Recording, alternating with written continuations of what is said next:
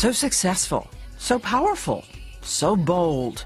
Once a little girl from the tiny island of Barbados, she had dreamed her way into one of the biggest careers in music. Starting at age 16, Rihanna would have more #1 songs than any other artist in this decade. A multi-million-dollar bank account, endorsement deals, a fashion star. And then one night, her equally famous boyfriend, Chris Brown, beat her so badly, the whole world was shocked to discover there was a secret life. Rihanna says she was ashamed, unwilling to speak until now. To those of us who thought, how could it happen to someone so strong? I am strong. This happened to me. I didn't cause this. I didn't do it. This happened to me, and it can happen to anybody. There are a lot of women who've experienced what I did, but not in the public. So it made it really difficult. I just felt like, oh my God, here goes my little bit of privacy, just exposed. Like, it's something that nobody wants anybody to know. So here I am, the whole world knowing. Why be ashamed? Because I didn't want people to think that that's the kind of person I fell in love with that person. That's embarrassing. That's embarrassing that that's the type of person that I fell in love with. So far in love, so unconditional that I went back. On average, I think it takes a woman 7 times before she leaves. 8 or 9, actually. And I don't want that to happen. That's not what I want to teach people.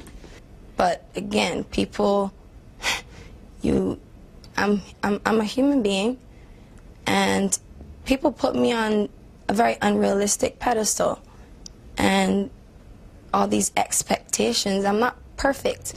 Also, it's pretty natural for that to be the first reaction. It's completely normal to go back. You start lying to yourself. The minute the physical wounds go away, you want this thing to go away. This is a memory you don't want to have ever again. Tomorrow she will tell us what happened that left her so bloodied, bruised, battered, and why she went back, and what other girls she hopes will hear. When I realized that my selfish decision for love could result into some young girl getting killed, I could not be easy with that part. I couldn't be held responsible for telling them, go back. Chris, even if Chris never hit me again, who's to say that their boyfriend won't? Who's to say that they won't kill these girls? And these are young girls, and I just didn't realize how much of an impact I had on these girls' lives until that happened. Until that happened, it was a wake-up call. It was a wake-up call for me, big time. Especially when I took myself out of the situation. And I'll say that to any young girl who's going through domestic violence. Don't react off of love. F love. To come out of the situation and look at it third person and for what it really is, and then make your decision, because love is so blind. And we will have more tomorrow as she talks about the reality of her life, the life we could not have imagined.